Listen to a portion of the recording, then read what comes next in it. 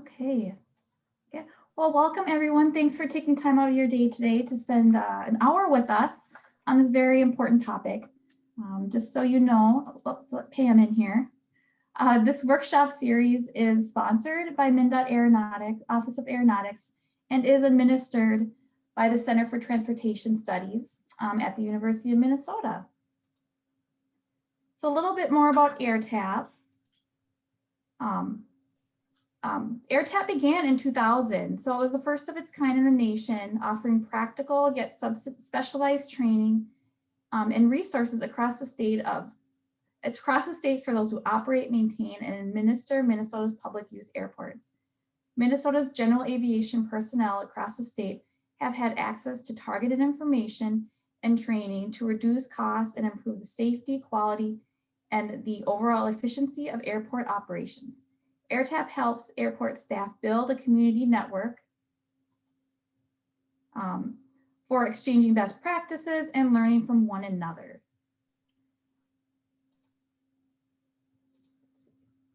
There we go. So AirTAP provides 4 major service areas. So one is our education and training. So besides this series that we're putting on right now, we've also do Airports 101 in the fall, and we help with an annual conference in the spring. We provide technical assistance, access to experts, and a variety of resources and printed materials, which are all on our website, airtap.umn.edu. So as I previously mentioned, this is today's workshop is actually a part of a series, an 8-part series that we've offering through from March through May. So as you can see, here's all the ones that we're offering. They're all being recorded. And so if you miss any, you can come back and view them or share them with those who are unable to attend today. So to give you a little high-level overview of Zoom, we are in the meeting platform. So as you can see on the left-hand side, or at the bottom of your screen, there's a black ribbon that will pop up. So you have the mute button. You are all muted upon arrival. So if you want to have a conversation later on with Chris or anyone else, please feel free to unmute yourself and talk away. Feel free to also show your video if you're asking questions. You can also see the entire participant list, so who's here. Chat, we encourage you to submit questions throughout the presentation. We will be saving time at the end to address them all, but if you think of them in real time, don't hesitate to put them in there.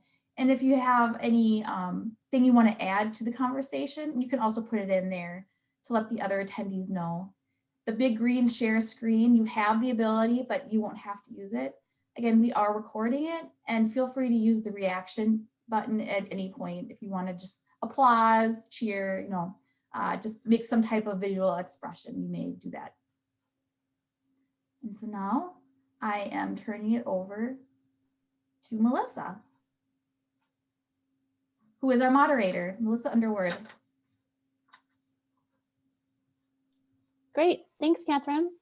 I want to welcome everybody to this session on fueling systems and the future of EMV compliant self-service fuel systems and airport Wi-Fi. My name is Melissa Underwood, and I'm an airport planner with SEH, and I'll be helping moderate this session and helping ask questions at the end. With us to present today, though, is Chris Christensen. Chris has been a navigation system radio engineer for MnDOT Office of Aeronautics for 2 years. He wears many hats with his 25+ years of experience in the telecommunications, radio land-based mobile, and information technology industries. And I just learned that Chris does have his private pilot's license, not current at the moment, but does have that background as he's working there out at our airports. So I would like to welcome Chris, and I will turn it over to him to begin his presentation. Great, Melissa. Thank you for that nice welcome. Good morning, everybody. Chris Christensen with the Office of Aeronautics. And today, I'd like to talk about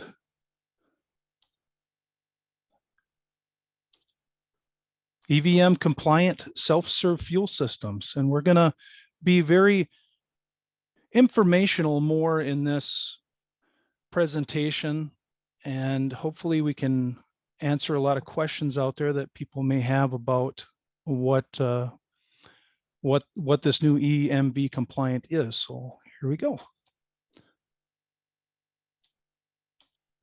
So what is EMV?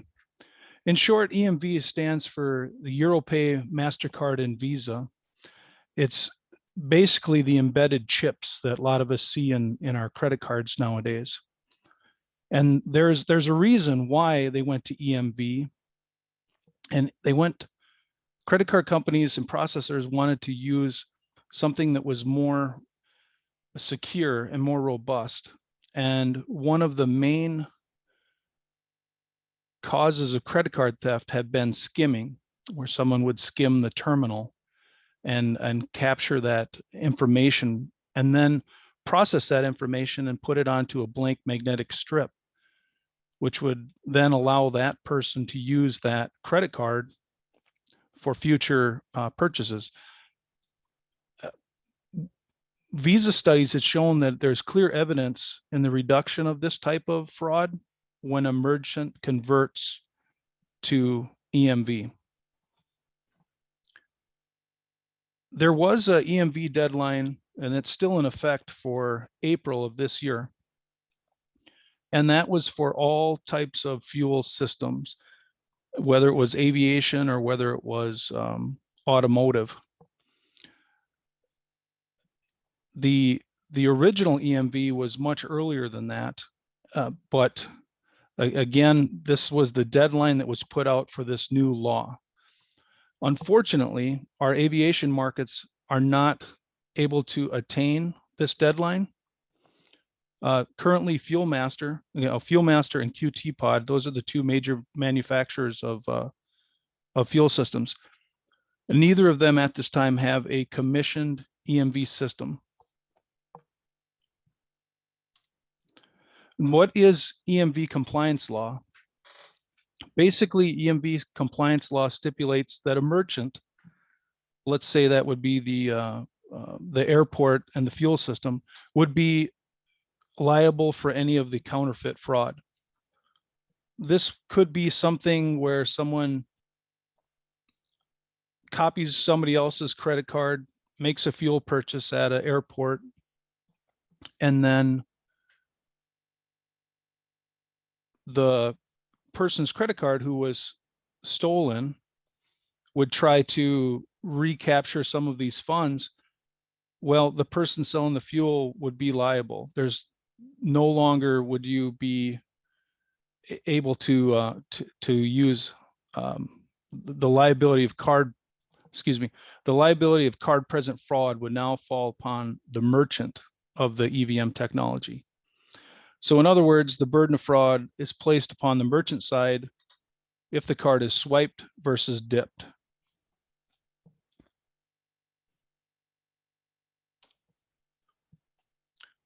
You know, are things going to just turn into pumpkins after April? Well, no. But you need to understand your liability and risks. Visa studies have shown that fraud rates at automotive fuel pumps are 1 1/3% of all U.S. payment frauds, and we can assume that at general aviation airports with gated access that this will most likely even be less. So what are our options for EMV compatible equipment? All EMV card readers will need internet or cellular data access. Legacy dial-up will no longer be supported for these type of transactions, and that's just because the amount of information that gets transferred between them, between the card reader and the processing host. Both manufacturers are in the process of commissioning their EVM technology and offer upgrade paths. Fuelmaster. Now, this is a conversation with the Fuelmaster representative. Fuelmaster says that they're going to continue to support their dial-up card swipe technology for at least 8 to 12 years. Now, understand, they'll still process the card and they'll still process the transactions. But if there were any liability issues with the card swipe, again, that would fall upon you as the airport, as the one supplying that card swipe. QT pod, again, this is verbal communications with their representative, is basically getting out of the card swipe technology. If you have a terminal now that is no longer working, they will not support card swipe technology going forward further. They're stating reliability issues with the aging analog network, and they would like you to move forward with an upgrade. So what is the upgrade process? Well, first foremost, you really should get it onto your CIP. You want to contact your airport's development representative and start the process, knowing that this would be somewhat time sensitive. State grant process is 70/30, and NIPIUS airports may be eligible for CARES reimbursement. Next step that you would want to do would be to identify the manufacturer of your self-service fuel system and contact the manufacturer's sales representative. Request a quote, and if available, ask for an on-site quote. Having somebody on site may be able to identify other problems or potential problems that you may have with your equipment. And then just understand that each manufacturer has a different upgrade path and a legacy support timeline. An EMV upgrade cost can vary depending on the manufacturer and the age of the terminal. Some of the recent QT pod upgrades that we've seen have averaged around $17,000. Fuel Master, I don't believe we've seen any upgrades for this product yet, but we've been quoted anywhere between $9,000 to $13,000. And if you're not sure of your type, we're here to assist. And then once you get that sales quote, make sure that you follow up through your CIP process and present that to your airport development representative.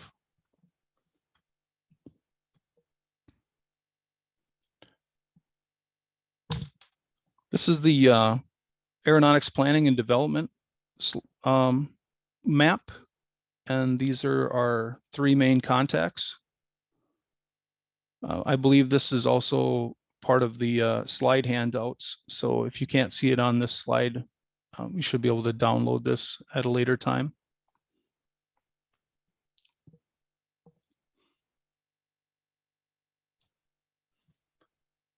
And then these are our most common self-service fuel systems, and these are our contacts for both of them. Again, this should be in part of the slide.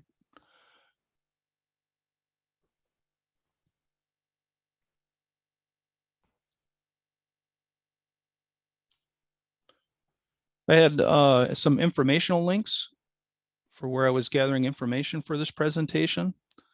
There's some really good reads there with the Visa website and Forbes website for much more detailed information.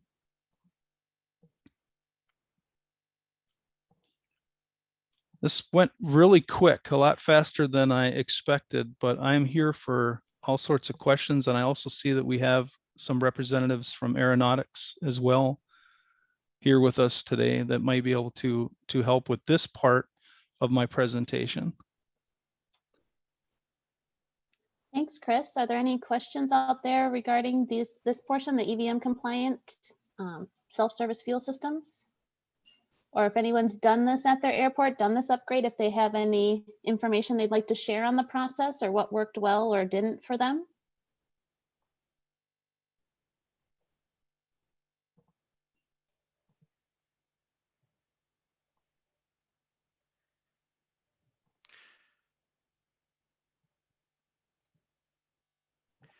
Hello, this is Mike Hartel from Aeronautics. Chris, could you take us through just briefly there's a couple of key choices when people go to do the upgrades to these systems for selecting how their internet connectivity is going to work? Are you going to cover that in a minute, or? Oh, yes, it's actually in part of my Wi-Fi. I probably It's could about have the module. blended Yeah, them just together. just the module part, so that there's some component choices that we can help with when you go to spec the system, to make sure that you don't either buy components that even the manufacturers have advised us probably not the best way to go. And so we can help when you go to quote this to make sure that you get the right thing. And the other thing we've run into with a couple of quotes that have come back, where the airports had like an old gas station pump that was what was functioning. So they got into the wrong group at their fuel station. They got into the automotive side. So they got automotive equipment quoted instead of aviation equipment. So we want to make sure we're careful with that. If let me see if I can scroll back. Let's see here. Mike's got a really good QT pod.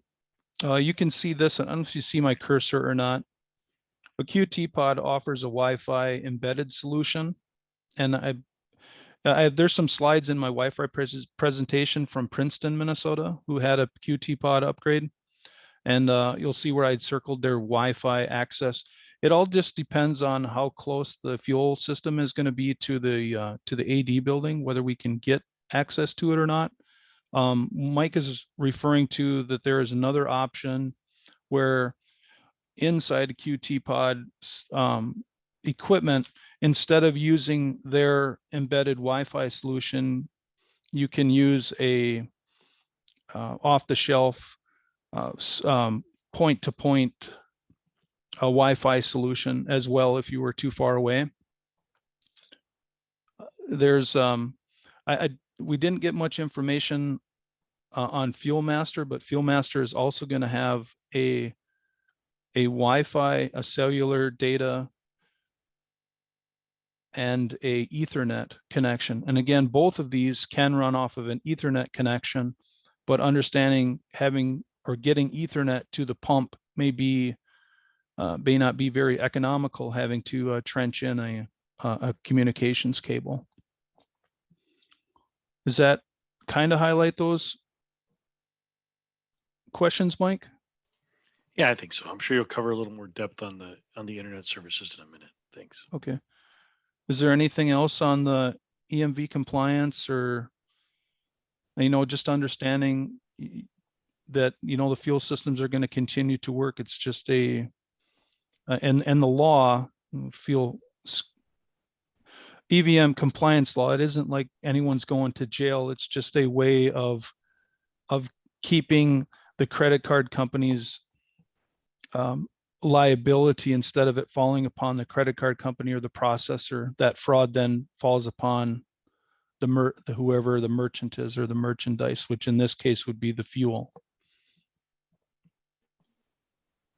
Okay, great. Well, why don't you move forward, Chris, and then we can maybe even come back to this part of the presentation if people think of questions as you're going through the Wi-Fi piece. Perfect. Okay, so the future of our airport Wi-Fi build out. And this is collaboration with Mike. Mr. Hartel really sees the need for this, and as being a state pilot and working out and about, we're going to get into this here.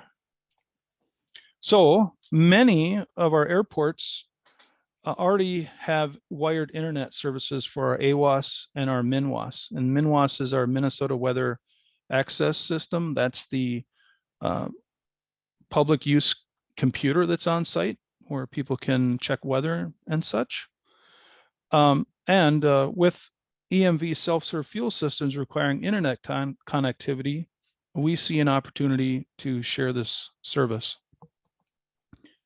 The additional Wi-Fi will also enable pilots and their guests the option of using their own digital devices and subscriptions, such as ForeFlight, FlightPlan.com, weather planning, etc., on their own device, a tablet, smartphone, laptop.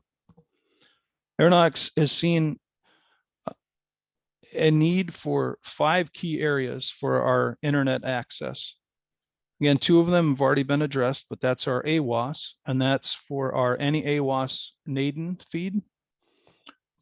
And then for our MNWAS access, we also see the need now for our fuel system integration And we're looking to provide Wi-Fi guest coverage to the inside of the AD building, as well as the ramp area coverage.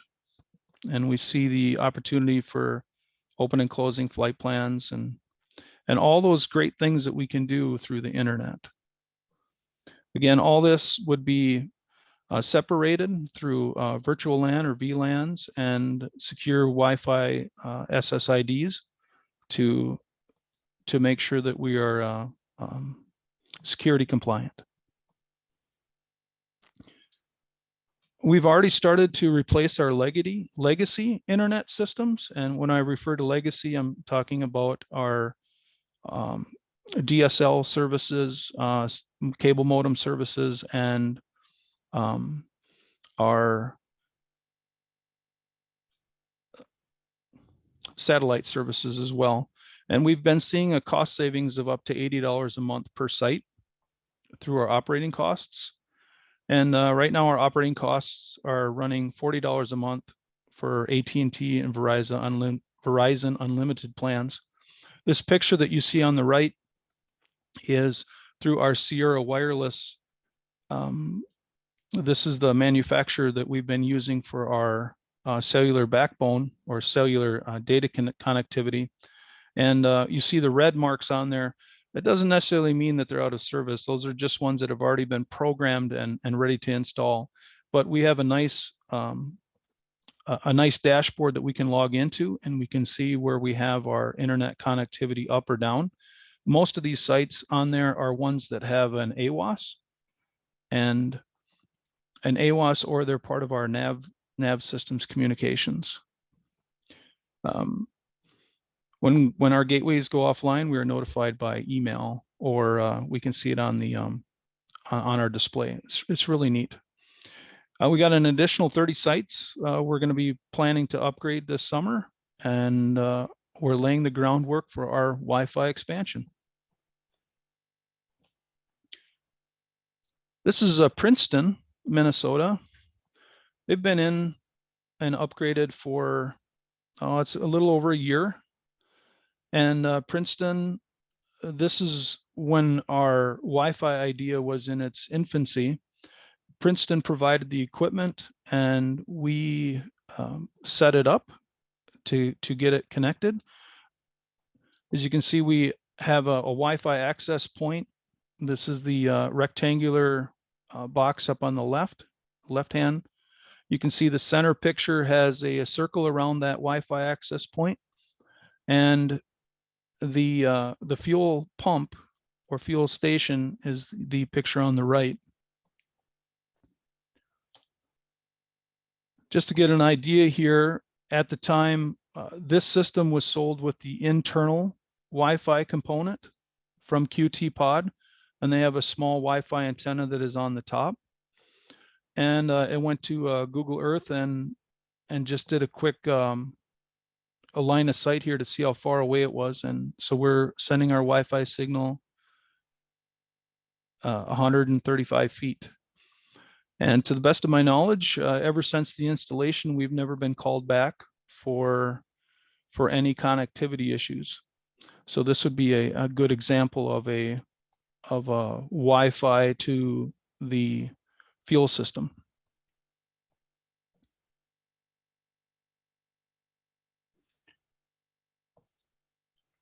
Our Wi-Fi controller that we are working with right now, this isn't set in stone, but the one we're looking through is called Ubiquity Networks. And this is an example of a screenshot. Now you can imagine this isn't Princeton, but when this is fully deployed, we are going to be able to see every airport and every access point at that airport and be able to administer it remote, so we can make changes, add new equipment, etc.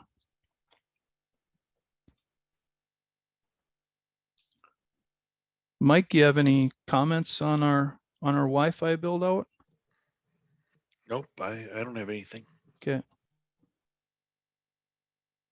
And again, it was fairly short presentation. I'm hoping for questions. Great, thanks, Chris. Is the monthly payment right now paid through MnDOT, or is that paid by the airport sponsor? That's a perfect question. These particular sites are, I'll go back to these ones right now. These right now were paid by aeronautics and originally running through our MNIT services. Most of our internet is being paid directly as an operational cost through aeronautics because of the MinWAS computer and the AWAS. There may be some airports out there that do provide their own internet, and those airports, I believe, will be eligible for $40 of MNO funds, because that's what our operating cost would be $40. Does that answer, Melissa? Yep. Okay. Yeah, we like the fact when we're self-hosted, we're able to monitor through this program called ALMS through Sierra Wireless. And so we have a preference of being self-hosted. But there are going to be some locations where our cellular service may not be good enough, whether it's AT&T or Verizon. And at those instances, we'll have to either stay with traditional DSL or cable modem or whatever the internet provider would be willing to provide. Sure. In your Princeton example, do you know about how much that upgrade cost? Yeah, at the time, the hardware for this was about, I believe it was around $600, the hardware for the Wi-Fi. Some things that you don't see in this picture is they have a USG, or they have a Ubiquity security gateway. They have a powered PoE switch, and they also have an additional Wi-Fi router or Wi-Fi access point on the opposite side of the AD building to provide Wi-Fi to their hangar tenants. And they also opted for a camera, but at the time, I wired it in, but didn't integrate it into anything. So I'm not sure if they're utilizing the camera or not, which kind of dovetails into another one of our long-term goals is, once we establish internet and Wi-Fi connectivity at these airports, we may start looking into getting runway cameras for runway conditions, especially at those runways or those airports that have low, what's the terminology I'm looking here for, Mike? Low. We're not attended. Where the airports are not regularly attended, so we've got a way to look at runway conditions remotely. Thank you. Yeah. So it's definitely a long-term plan for us. We know that our main priority with this Wi-Fi build out is going to be those airports that upgrade their fuel terminals and need connectivity to their fuel terminals. That will be our number one priority. So if anyone that is going through that upgrade process, to reach out to myself with the contact information so that we can put you higher on the list so that we get that equipment installed and established for your fuel systems commission. Great, and you showed the QT pod here, and I'm recalling from earlier in your presentation, did you say FuelMaster doesn't have their upgrade ready yet? What would you recommend for airports with FuelMaster systems? Well, they can continue to use their equipment as is. Just understand that they're liability fraud. That's the only thing. And looking at the percentages of, it was 1.3% for the automotive industry.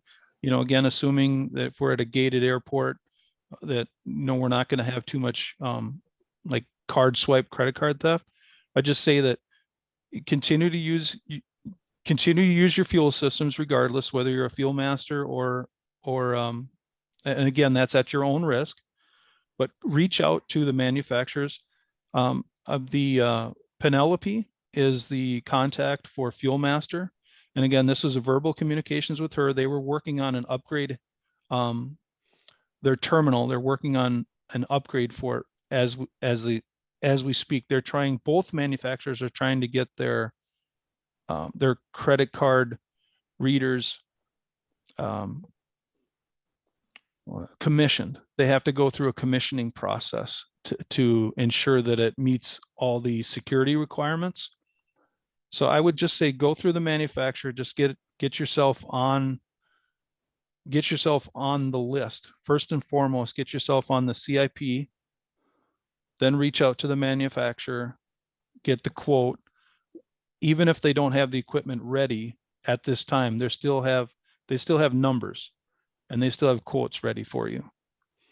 Chris, Yes.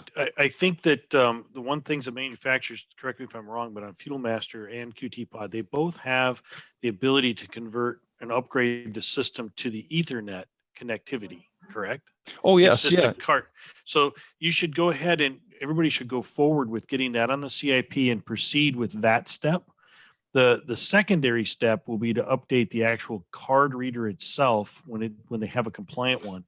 And I think if we work with development, when they write the grants, they can include that in. But like QT Pod, for example, is expecting about an $800 card head change that just changes the card reader piece only in that new stand that you have there. But at least that's all done and it's fully Ethernet ready. And you've gotten rid of a lot of the fraud piece, because with the modems is another potential risk area that they'd like to have everybody move away from as soon as they can, is get off those modems. So the first step is just getting to Ethernet. And I think you can do that with both manufacturers today. Is that correct? Yes. Okay. Yep.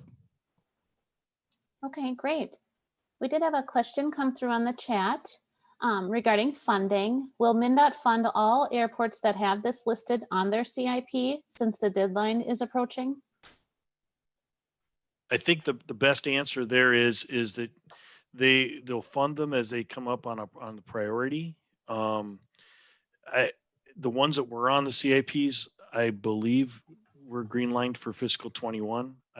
They haven't looked at fiscal 22 yet, so this would be the ideal time to get that on there and make sure it's included when they go to do that snapshot for this next build season. Obviously, every effort will be made as this is a main system for the airport, so hopefully it scores high on the priority list, which I don't know where they've got that set yet. So I know that's saying maybe. It's a really good chance, but until we get through that process. But if it's not on the CIP, it won't be considered. So that's probably your first step. And I know there's some airports that have gone it alone and they weren't even aware they could put it on their CIP. And then I understand with the CARES money, these fuel system upgrades we've been told from development that some of that money may be available. So if you have CARES money sitting there that's to draw on, you may be able to use that money, or even in the next round of CARES money, or they got a new name for it. But I understand this new bill that was just passed had some additional airport funding coming again. And these things are fuel systems apparently are one of the things that they can use that money for.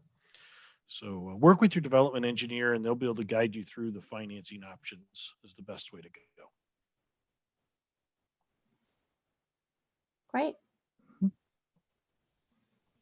Are there any other follow-up questions or on either the EVM or the Wi-Fi? Hi, Melissa. This is Pam Schroeder calling or online. I am just curious, if you go to the map where the towers are displayed, I see that in southeastern Minnesota, it's a little light on the. Oh, you're referring to this? Yeah. Oh, okay. No, this is just our deployment right now. These are Oh, I see. Okay. our modem deployments, currently modem deployed. Yep. So I guess my question is, are you finding that there's no issues with that capability to pick up Wi-Fi or install it in all areas of the state, or are you having some areas that might be light on being able to connect. Oh, okay. So this is this piece here, this picture, it shows our it's not necessarily our Wi-Fi build out. This was just saying I did get a little off track on this one, but this is just showing the path that we're taking. First, we were trying to save money by switching to a different plan, and then having that control or that access to the equipment. That's more what this slide was trying to represent, is just saying that these are the sites that we've been building out. These aren't the sites that we've already provided wireless access at. These are the sites that we've converted our internet from a traditional like DSL or cable modem to using cellular data through AT&T Verizon. And then when we do that and we put the access point out there, we put the cellular hotspot, we're able to see if the internet is up or down at that location. That was more a representation of this slide. I'm sorry if I can see where someone could think that this was like a tower build out or something of that nature. I was just trying to represent how we are updating our network infrastructure, our internet infrastructure. Hopefully that helps, Pam. Yep, that does. And I'm Okay. sorry if I missed that too, but I just thought I'd ask. No, it's a great question.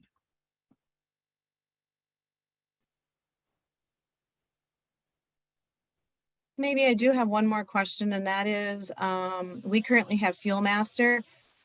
So and maybe I missed this, but is the QPod, are either one of them, Fuel Master or QPod, not Fuel Master, but Syntec, do they cross over on different systems?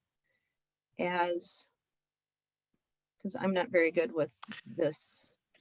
Okay. I believe in that it's like two manufacturers. I guess it'd probably be like Ford and Chevy, or Toyota and Honda, however you want to coin it.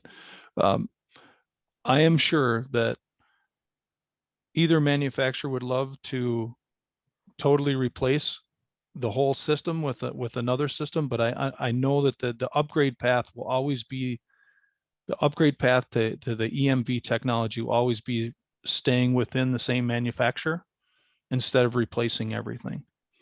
Is that kind of answer it? So Yeah. Chris, one more point to this, the big difference between, if you've decided on Fuel Master, it's your fuel provider that will drive which brands oftentimes that you can have at your airport, because it's the one they support through. So Fuel Master is more like if you're tied into Phillips or Shell or one of the main oil companies, you just have a one provider piece. Fuel Master tends to be that, whereas the QT pod is for the more generic, where you're not tied into any one main oil company.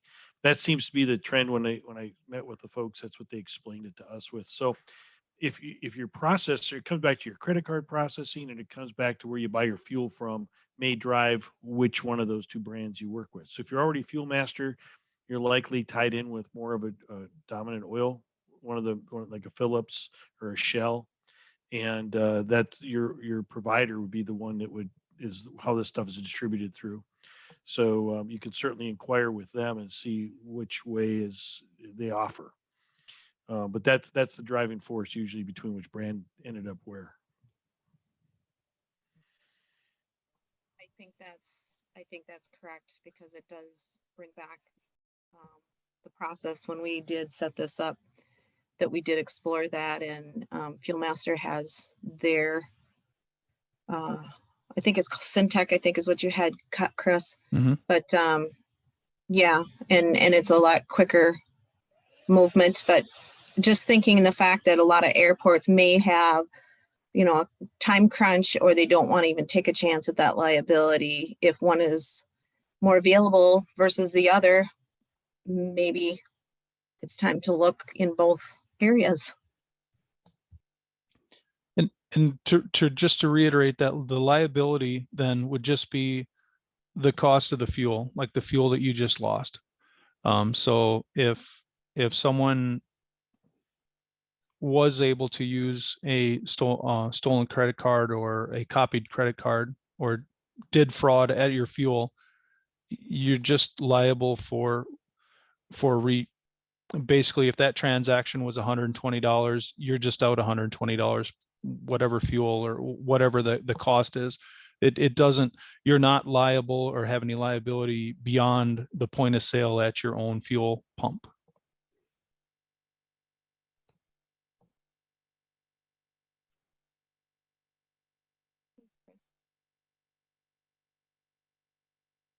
Great. Well, thank you so much, Chris. I think that was very helpful information since all airports are going to be going through this at some point or another if they haven't already. So I'll ask one more time if there's any other questions. And if not, I know you can always reach out to Chris at MnDOT in the future if you come up with something as you're processing through this. But thank you all so much for your time, and thank you so much for your presentation today, Chris. Well, thank you. Thanks for the opportunity. Yes, thank you, Chris. Thank you, Melissa, and thank you everyone for attending.